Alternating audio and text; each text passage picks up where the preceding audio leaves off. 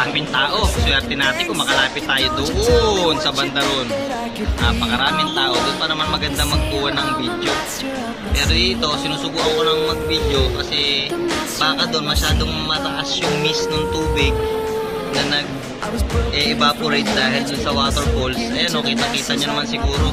Parang sobrang pagi na yung lugar. Siya basa talaga siya kasi lakas ng waterfalls niya. Kaya yan, masyadong ayan o, nararamdaman ko rin guys yung vibrate ng laglag ng tubig dun sa pinakaboto. Nararamdaman mo dito sa tinutungtungan mo.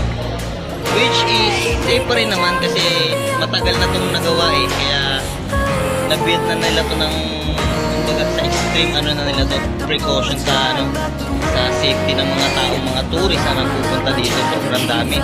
Ayan o. Kasi holiday ngayon kaya marami rin talagang tao. Ayan. So tara na. Puntahan na natin yan. Ano pang hinihintay nyo? Let's go!